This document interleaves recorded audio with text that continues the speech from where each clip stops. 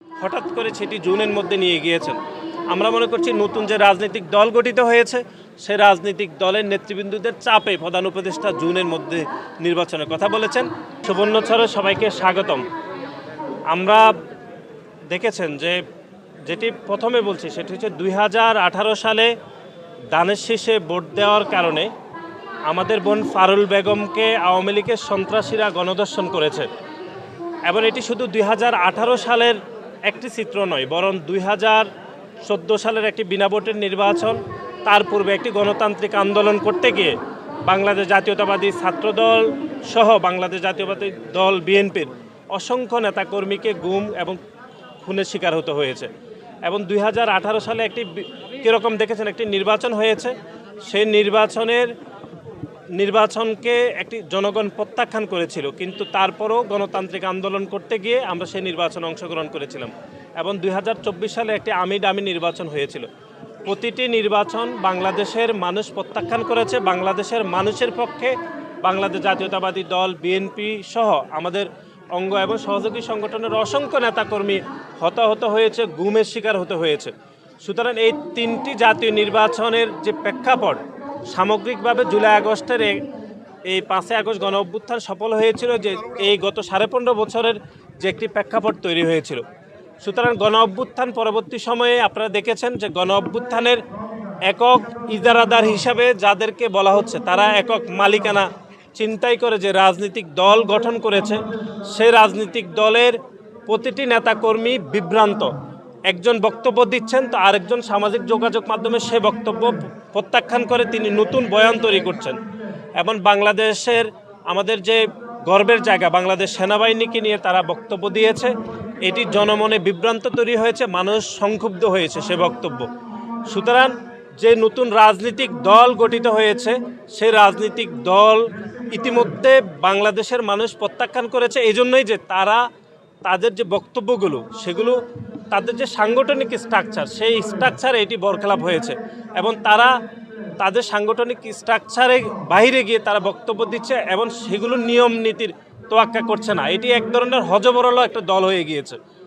এবং আপনারা দেখেছেন যে সেই রাজনৈতিক দলের বিভিন্ন নেতৃবৃন্দরা সংস্কারের বিষয়ে তারা বক্তব্য দিয়েছে যে একটি পরিবারের নিকট নাকি সংস্কারের বিষয়টি আটকে আছে। আমরা এই বক্তব্য তীব্র প্রত্যাখ্যান করছি, কারণ বাংলাদেশ জাতীয়তাবাদী দল রাষ্ট্র ক্ষমতার বাইরে গিয়ে অত্যন্ত খারাপ সময়ে আমাদের দল সংস্কারের বিষয়ে কথা বলেছে। এবং যেটি ভিশন 2030 সেটি আমাদের দেশনেত্রী বেগম খালেদা জিয়া দিয়েছিল, এবং আমাদের দল রাষ্ট্র ক্ষমতার বাইরে গিয়েও আমাদের 31 দফা দিয়েছিল। প্রত্যেকটি বিষয় হচ্ছে রাষ্ট্র ক্ষমতা বাইরে গিয়ে সংস্কারের বিষয়ে, কিন্তু আমরা দেখেছি সেই বিষয়ে তারা বক্তব্য দিয়েছেন, জনগণকে বিভ্রান্ত করছেন।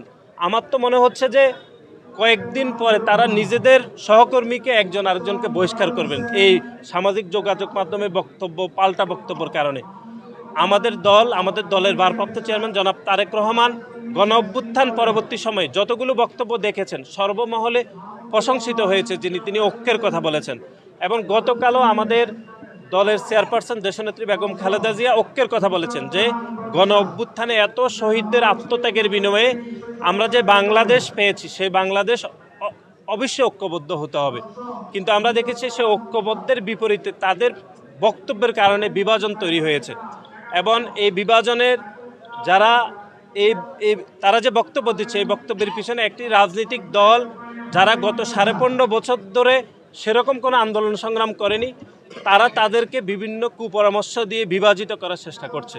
কিন্তু আমাদের দলের ভারপ্রাপ্ত চেয়ারম্যান জনাব তারেক রহমান, এমনকি আমাদের দলের চেয়ারপারসন দেশনেত্রী বেগম খালেদা জিয়া গতকালও ঐক্যের কথা বলেছেন। এবং আমাদের দলের প্রতিটি নেতাকর্মী ঐক্যের বিষয়ে আমরা সতর্ক রয়েছি, এবং ঐক্য যেন না থাকে সেজন্যই ঐক্য বিনষ্টের বক্তব্যগুলো দেওয়া হচ্ছে। এবং বাংলাদেশের যে একটি সাধারণ নির্বাচন হবে, যেখানে সাধারণ মানুষ অত্যন্ত অপেক্ষা করছে যে কখন সাধারণ নির্বাচন হবে, সেই সাধারণ নির্বাচনকে বিলম্ব করার জন্য এই সকল বক্তব্য, প্রোপাগান্ডা, বিভাজনের রাজনীতি চলছে, যেগুলো অতীতে আওয়ামী লীগ করেছে।